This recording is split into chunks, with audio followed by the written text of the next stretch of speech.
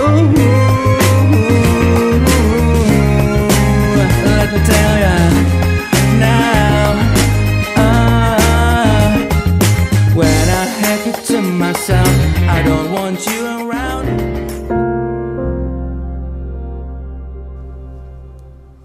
Oke guys, selamat malam. Ini apa ya, podcast pertama gue Erick Wibowo guys. Kita masuk ke dalam belajar psikologi dengan orang gila. Kali ini gue mau ngomongin soal kenapa orang ngerasa gak nyaman, kenapa orang gampang depresi, kenapa orang mudah patah gitu. Gue mau ngomongin itu karena banyak subscriber YouTube gue atau Instagram gue atau yang baca buku gue itu mereka patah gitu ya. Di tengah-tengah jalan recovery mereka patah. Di tengah-tengah jalan mereka memperbaiki dirinya mereka patah. Kebanyakan dari mereka nggak ngerti kunci jiwa. Awalnya gini ya, gue nggak mau langsung nyebut apa. Gue pengen lo mikir. Coba lo pikirin baik-baik yang gue tanyain ini. Sebetulnya jiwa lo butuh apa? Bisa jawab gak? Lo butuh apa? Coba tanya ke jiwa lo butuh apa? Lo butuh liburan? Butuh mobil, motor, rumah mewah, pekerjaan yang fix, mungkin seorang pendamping. Lo butuh apa? Sebetulnya banyak orang yang datang ke gua gitu ya, ke rumah.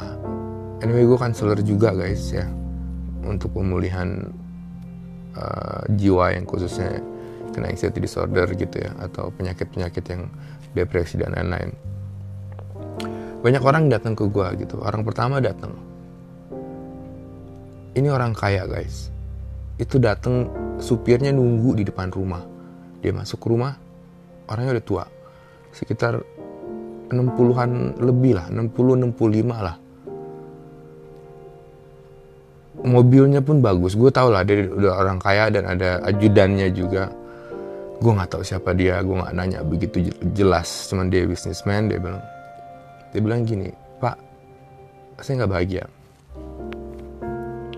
Gue kaget, serius gue kaget. Maksudnya dengan keadaan lo nggak bahagia, what the hell happened man? Dia akhirnya ngomong terang-terangan. Gue bilang, lu punya semuanya, lu bisa kemana aja, lu bisa ke Amerika, lu bisa ke Paris. Apa yang bikin nggak bahagia? Terus dia ngomong gini, satu yang gue pelajari, dia ngomong gini, Pak, saya sadar, dia bilang, gue ke Paris, iya gue bahagia, gue ke Jepang, iya gue bahagia, tapi itu hanya pelarian gue doang. Selama gue kesana gue bahagia. Pulang balik lagi ke Jakarta, gue stres lagi. Dan dia ngomong saya tidak bahagia. Dan dia juga ngomong gini yang bikin gue tercengang. Rumah dia itu panjang, terletak di Jakarta, di bagian rumah yang mahal-mahal lah ya. Kamu bisa bayangin rumah mahal tuh seperti di Menteng, Pondok Indah, atau Simpruk gitu ya. Dan itu tanahnya gede. Dia punya lapangan tenis, dia punya kolam renang panjang, rumahnya panjang tapi tidak bertingkat. Jadi bayanginnya kayaknya kayak apa tuh ya, itu orang. Dan dia ngomong gini, terus yang paling bikin gue mencengang ya, dia ngomong, Rick, gue punya rumah gede, gue punya lapangan tenis, tapi gue gak bisa main tenis karena gue kena stroke setengah badan. Gue punya rumah gede, tapi jalan kaki dari ujung rumah gue ke ujung rumah yang satunya, gue gak bisa. Gue harus pakai kursi roda. Gue punya kolam renang, gue gak bisa berenang. Gue punya mobil banyak, dimana kemana-mana harus dianterin supir. Gue punya anak gue 2 orang cowok dan 1 orang cewek.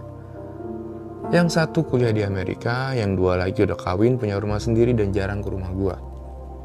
Gue stroke, gue diurus sama suster, dan istri gue udah meninggal. Dia ngomong gitu. Jadi ngomong, Rick, gue tidak bahagia. Oke, itu cerita pertama, guys. Cerita kedua juga sama gitu. Banyak orang-orang yang ngomong, ya lu kurang liburan, kurang vitamin C, vitamin pantai, C-nya si pantai. Ya gue bilang tadi, dari pelajaran pertama itu hanya pelarian. Itu hanya pelarian. Lu bete, lu ke pantai, lu ke gunung, ke puncak, ke Bali, ke Paris, Itali, berapa lama? 3 hari, seminggu. Lo pulang lagi, lo kan bete lagi, dan tambah bete lagi ketika lo lihat bill perjalanan lo keluar, perjalanan ya kemana-mana itu. Itu yang kedua. Yang ketiga, jawaban dari yang gue suruh tadi pikirin. Jawaban yang paling mepet dikit ya untuk menemukan kunci jiwa ya adalah cari pasangan. Ya itu agak mepet sedikit, bener gitu ya. Cuman kita lihat lagi, lo cari pasangan untuk apa? Jika lo termasuk orang-orang yang gold digger, ya maksudnya mencari pasangan untuk bisa memperbaiki nasib, atau mencari pasangan agar lo bisa nggak kerja gitu, cari orang yang kaya pasangannya biar lo nggak kerja, dan lo servis si suami atau istri lo yang kaya itu, dan lo numpang kaya sama dia. Seriously, itu nggak bahagia. Memang nggak ada uang nggak bahagia, memang. Tapi ada uang pun tidak menjamin lo bahagia. Tapi benar, untuk bahagia lo butuh uang. Untuk lo denger podcast ini pun lo butuh uang, ya kan? Ini kita balik lagi ke yang tadi. Cari jodoh. Oke, jika jawaban lo nyari jodoh untuk nemenin lo sampai lo tua nanti, untuk temen ngobrol lo sampai lo tua, atau seneng susah bareng kita ngalamin lautan gitu ya, lautan kehidupan, itu oke, itu baru jawaban yang belum benar sih, tapi masih sedikit oke lah. Karena sebetulnya yang jiwa lo kepengen, apa sih yang lo pengen? Yang lo pengen satu, bahagia. Betul gak? Dan bahagia, jiwa yang bahagia itu jika apa? Jika semuanya terpenuhi? Enggak juga kan? Maka kamu pikir orang kaya bahagia? Pernah dengar berita selebritis kaya terus dia ribut atau dia cerai, menurut lu bahagia itu? Enggak kan? Pernah dengar juga orang-orang kaya anaknya ketangkep polisi narkoba, pernah dengar? Atau pernah dengar juga orang yang miskin anaknya jadi preman, ketangkap polisi, masuk penjara? Pernah dengar juga? Jadi apa ya? Ini bukan soal uang, guys. Sebetulnya adalah soal penghargaan. Itu kunci jiwa, guys. Saat lo mulai dihargain sama orang, lo seneng. Itu yang lo cari kan? Lo kerja untuk apa? Untuk duit? Untuk gaji? No, itu hanya untuk hidup lo. Gaji, makan, itu untuk bayar makan, untuk bayar hidup lo. Lo kerja untuk apa? Untuk dihargain kan? Jika lo kerja nggak dihargain, lo mau kerja terus? Enggak kan? Atau kita ke tipe gold digger tadi, dia nyari cowok atau cewek yang kaya lalu dikawinin untuk dapat duitnya, bisa bahagia? Enggak, guys.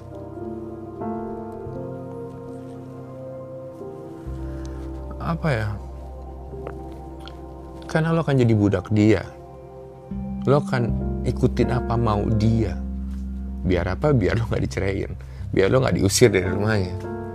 Lo kan ikutin maunya dia semua. Dan di saat lo ngikutin maunya dia, lo kan ngerasa gak dihargain, dan lo gak bahagia. Jadi simple guys sebetulnya. Yang lo cari itu adalah rasa dihargai. Tapi banyak orang yang gak ngerasa dihargain. Dia gak ngerasa dirinya berharga. Ya kan? Kamu ngerasa diri kamu bahagia? Kamu ngerasa diri kamu berharga? Gimana Rick caranya biar bisa diri gue berharga? Caranya gampang guys, cuman dulu gampang, sekarang makin sulit. Karena dengan teknologi, sains, internet dan segala macam gitu ya, dan open information kayak begini, banyak orang yang nggak menghargai. Banyak juga yang salah asuh dari kecil gitu ya, yang mungkin dia dari kecilnya ibunya jadi pembantu anaknya ya. Jadi anaknya minta, "Ma makan," disediain. "Ma minum," diambilin. "Ma pusing," diurusin. Dan dia nggak ngehargain semua. Dia pikir itu template, itu kewajiban seorang orang tua kepada anaknya. Dia nggak ngehargain kerja keras orang tuanya, ya kan? Orang tuanya kerja nyari duit susah-susah, dimarahin bos, pergi pagi pulang malam, ribut sama orang di kantor, stres sama kerjaan, dimarahin bosnya hanya untuk anaknya.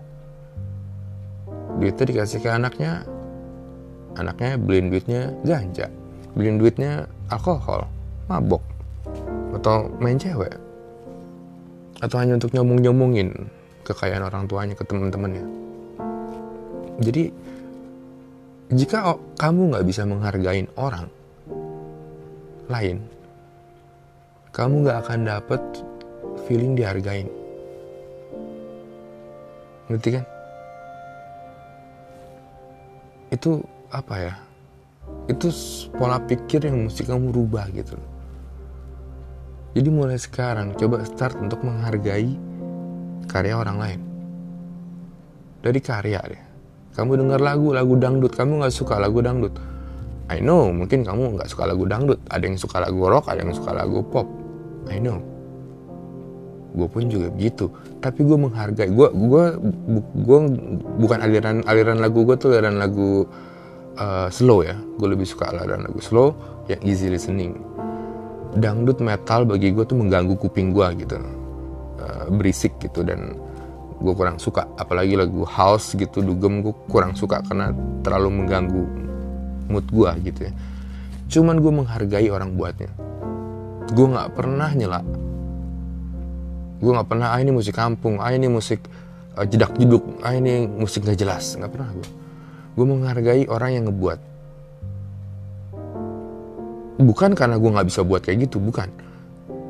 Tapi gue menghargai hasil karya orang. Gue istilahnya apa ya? Gue games yang lagi gue mainin dulu tuh Mobile Legends ya. Lo tahu Mobile Legends kayak gimana? Gue beli member Starlight member lah. Ya itu seharga 150.000 rupiah gitu ya, istilahnya. Temen gue ngomong, cewek gue juga ngomong, "Rick, lo ngapain ngabisin duit hanya untuk game? Gila kali lo ya?" Gue cuma jawab dia gini, gue nggak butuh Starlight member. Waktu itu emang dapat skin, dan skinnya pun itu gue nggak punya heroesnya gitu. Jadi ngapain gue ikutin Starlight member? Gue bilang, ini lo lihat, gue nggak butuh skinnya, gue nggak butuh Starlight member ya. Gue cuman I just want to say thank you to Mobile Legends karena dia udah ngebuat gue happy. Seriously, itu game gratis guys. Lo bisa main gak bayar, bisa. Tapi karena gue udah main berhari-hari, berbulan-bulan, terus gue seneng gitu ya. Terus ya just want to say thank you. Ya I pay. Gue ngargain. Itu satu. Kedua, ada beberapa orang yang minder, yang apa ya, Oke, minder nanti kita bahas lagi di podcast gue berikutnya ya, bagi yang ngikutin. Minder tuh agak dalam soalnya. Kali ini gue mau ngebahas balik ke topik ya, kunci jiwa adalah merasa dihargai. Bagi orang-orang yang gak ngerasa dihargain, gue udah kerja parah, gue udah kerja lembur, gue rela gak dibayar lemburan demi kantor gue. Tapi bos gue begitu ngeliat kerjaan gue cuman oke, thank you. Gila, gue gak dihargain sama sekali dan gue kecewa. Gue bisa bilang begini, akan ada dan masih banyak lagi orang yang kayak begitu, orang yang tidak akan menghargai kamu gitu. Cuman akan ada lebih banyak lagi orang yang menghargai kamu, orang yang membutuhkan kamu, orang yang kalau kamu nggak ada tuh hidupnya berubah total gitu. Gini, Tuhan tuh nyiptain kamu itu sangat spesial. Jadi kalau kamu bilang, Rik, gue gak spesial, oh my god, lu salah banget, men. Tuhan tuh gak iseng-iseng buat lu sembarangan. Orang gue taruh di dunia udah hidup. No, Tuhan tuh bikin orang sangat spesial. Jadi lu tuh unik di cara lu sendiri. Lu spesial, lu sangat spesial. Mungkin untuk seseorang di luar sana yang lo belum temuin, atau yang sudah lo temuin kalau lo udah suami istri, atau lo udah punya anak lo akan ngerasa lo makhluk paling spesial di bumi ini. Kalau lo udah punya suami dan hubungan lo baik juga mungkin, ya itu spesial. Lo spesial, nggak ada lo. Gue nggak tahu deh, mungkin dia bisa bunuh diri saat utangnya nambah gitu, atau dia nggak ngerti mesti ngapain. Dan nggak hanya itu guys, gue selalu ngomong di video-video gue bilang, kalau lo mau sembuh, kalau lo mau hidup lo membaik, gue kasih lo satu tugas yang paling mudah adalah lo bikin orang tersenyum 1 hari 1 kali. Itu minimal. Kalau lo dijago, lo bisa 2 hari sekali. Dan gue tahu itu automatically, dan itu nyandu. Begitu ngeliat orang senyum sekali, lo akan buat orang tersenyum 2-3 orang tersenyum, dan besoknya lo akan buat lagi. Dan kalau udah kecanduan itu akan seumur hidup lo bakalan begitu terus guys. Dan ketika lo ngebuat orang tersenyum, orang akan ngargain lo.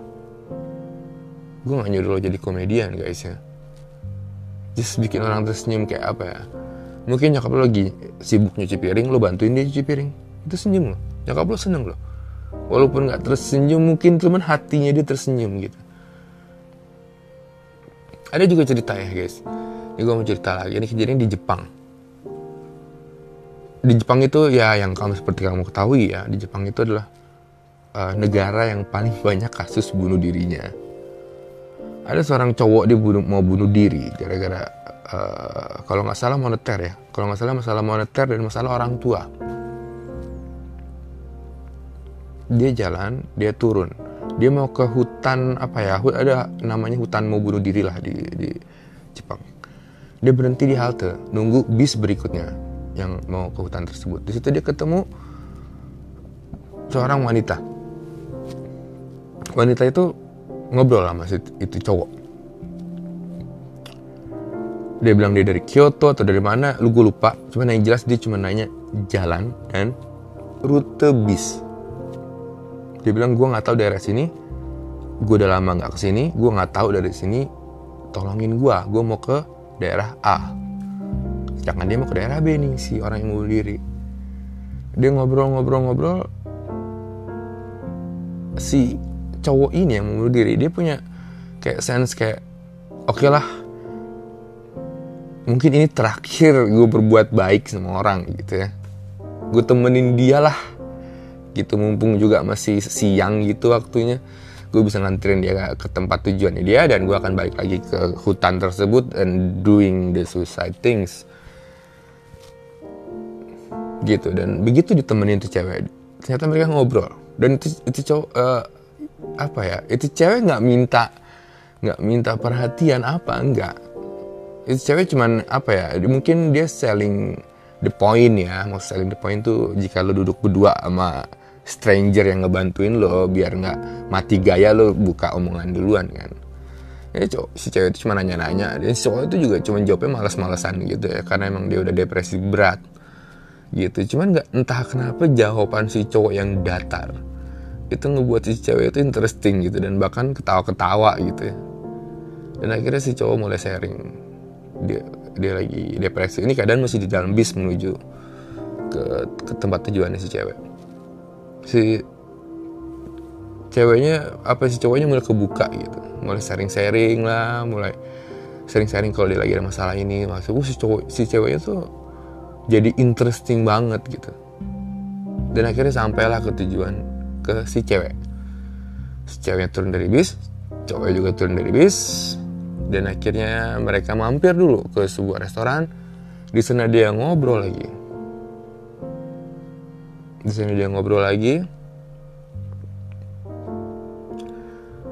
Dan akhirnya mereka jadi teman ngobrol. Si cowoknya itu mengurungkan diri untuk membunuh dirinya sendiri. Ya.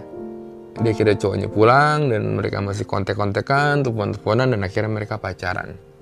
Seriously, ini cerita sebenarnya guys. Kita terkait ke belakang. Si cewek itu pas saat ketemu di halte, dia tidak punya niat untuk kebantu si cowok itu loh. Dan dia bahkan nggak tahu kalau cowok itu mau bunuh diri. It just happen like that gitu ya. Maksudnya nggak tahu, mungkin jalan Tuhan. Atau mungkin, dan dari beberapa orang di bis, gue nggak tahu kenapa si cewek itu menanyakan jalan ke si cowok itu. Mungkin juga gara-gara si cowok, ya kalau orang udah depresi kan tatapan ke bawah gitu ya, terus kayak yang pasrah mau diapain aja. Ya lebih gampang dideketin lah ya dibandingin yang sigap siagaan ya, ada bawa copet atau enggak gitu di halte. Ya poinnya si cewek itu nggak sengaja, dan ketidaksengajaannya itu ngebuat dia jadi seseorang yang spesial di mata orang lain. Dia ngebantu. Lo bayangin kalau si cowok itu nggak ketemu cewek itu, udah end hidupnya. Oke. Dan akhirnya mereka kawin guys. Mereka kawin, punya anak. Setelah 20-30 tahun perkawinannya, di saat si cowok itu udah tua, ceweknya juga udah tua ya. Ceweknya sakit duluan. Dan pas cewek sakit baru si cowoknya ngaku bahwa pertama kali lo ketemu gue di halte Kyoto itu, gue mau ke hutan bunuh diri. Tapi gue mengurungkan niat karena gue ketemu lo. Dan cewek nangis. Karena setelah 30 tahun dia baru tahu bahwa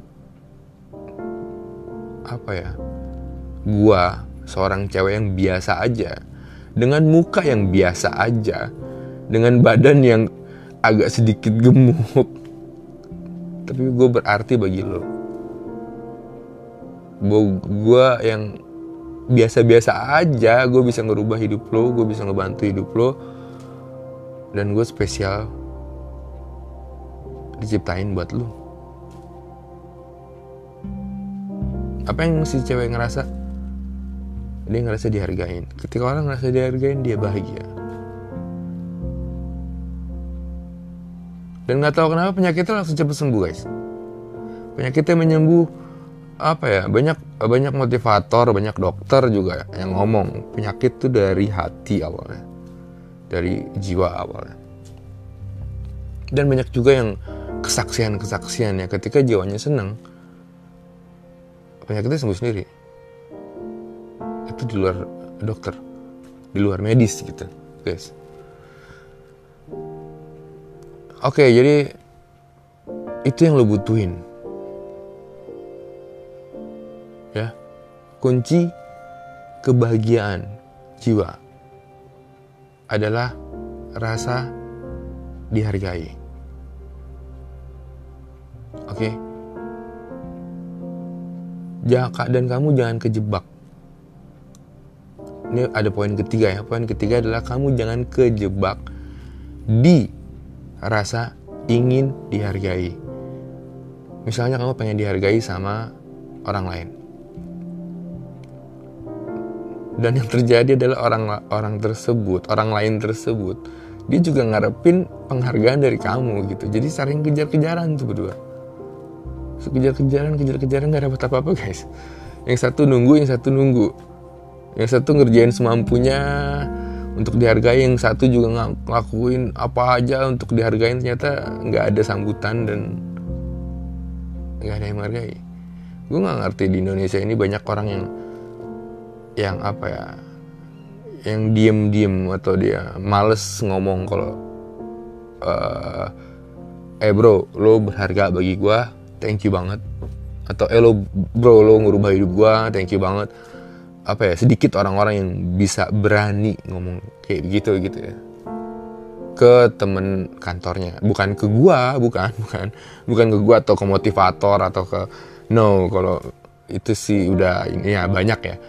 Enggak, maksud gue cuman kayak apa ya, kalau kerja kantor deadline banyak, ada OB yang ngebantuin lu, atau OB atau dia nggak ngebantuin lah, OB cuma nemenin lu lembur biar lo nggak takut sendirian di kantor ya. Dan lo ngehargain tuh OB, lu nggak bisa gitu ngomong yang bro, thank you ya, kalau nggak ada lu gue nggak bisa ngelarin nih kerjaan. Oke? Di saat orang kayak gitu itu apa ya, jika lo berani ngomong ke OB tersebut, lo akan ngerubah hidup OB itu. Serius, karena OB itu akan ngerasa dihargain dan dia akan motivasi untuk menjadi orang yang lebih baik lagi. Orang dihargain itu seneng loh, dan itu candu, dan dia akan melakukan lagi, dan dia nunggu lagi dihargain orang lain. Tapi jangan salah guys, penghargaan itu harus kamu dapatkan. Jadi kamu gak bisa nunggu terus tiba-tiba datang. No, it's earned, it's not given. Gitu ya. So jadi bagi kamu yang ngerasa gak bahagia, yang ngerasa hidup ini flat aja, yang ngerasa gue gak berguna, cobalah untuk menghargai dulu. Menghargai karya orang lain dulu. Gue tahu bajakan banyak banget, MP3 bajakan, game bajakan, video bajakan. Lo nonton video di 21.com apalah itu yang gratis, dan lo nggak menghargai videonya yang udah dibuat susah-susah, atau bahkan lo udah nonton gratis, abis itu lo komen jelek pula komennya. Ini film apa sih, nggak mutu banget gitu. Gue gak ngerti lah, banyak yang kayak gitu sekarang. Banyak istilahnya haters gitu yang asal ngomong. Dan gue yakin orang-orang haters kayak gitu dia gak bahagia hidupnya. Gue gak tahu karena masa kecilnya, atau karena dia gak bahagia sama ortunya dari kecil, atau dia sering dibully, gue gak ngerti. Cuman at least jika seseorang tidak bisa menghargai orang lain, maka dia gak bisa kenal apa itu kata dihargai. Karena dia gak menghargai orang lain, dia gak bisa dapet rasa penghargaan gitu loh. Dan dia akan ngerasa hidup dia flat, dunia ini sucks. Ya gitu terus ya guys. Dan one day dia akan demotivasi, depresi. Dan saat dia depresi apa?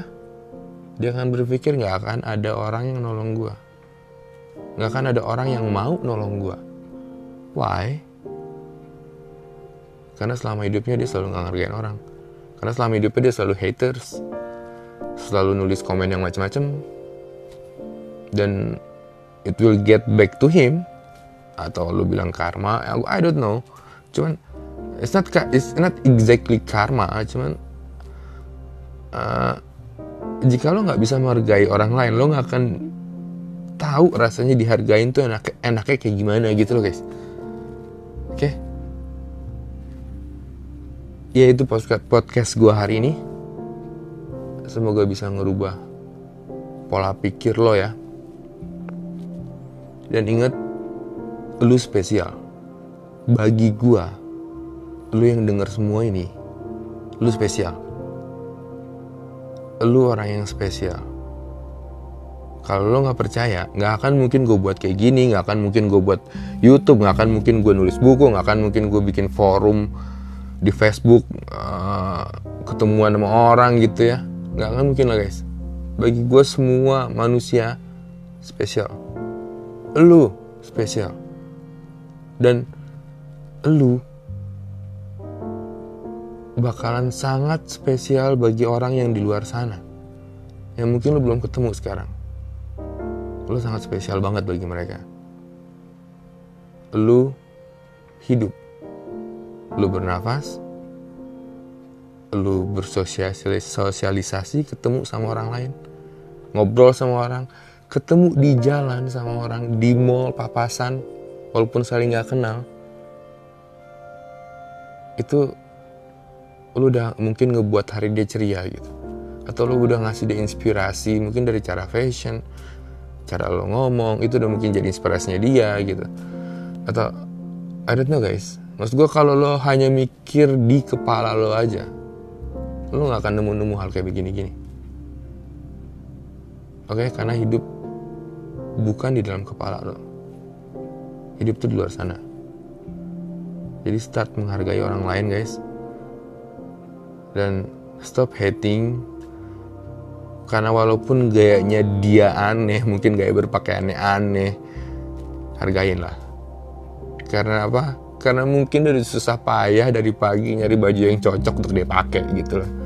Dan dia hanya punya baju itu doang gitu ya. I don't know guys, lo nggak akan tahu hidup seseorang kan. Itu lo podcast gue yang pertama, masalah kunci jiwa. Semoga lo bisa dengerin lagi podcast gue lainnya. Semoga bisa ngerubah pola pikir lo, menjadi orang yang lebih baik, menjadi orang yang lebih oke. Tetap lu, orangnya tetap lu, tapi versi lo yang lebih baik, versi lo yang lebih menghargai, versi lo yang lebih menunduk, versi lo yang lebih sabar, versi lo yang bisa nerima semua stres yang udah lo alami atau yang akan lo alami ke depan nanti dengan relax, santai, dan tetap tunduk sama Tuhan. Oke guys, goodbye. Sampai jumpa di podcast gue berikutnya. Gue Erick Wibowo. Thanks for listening.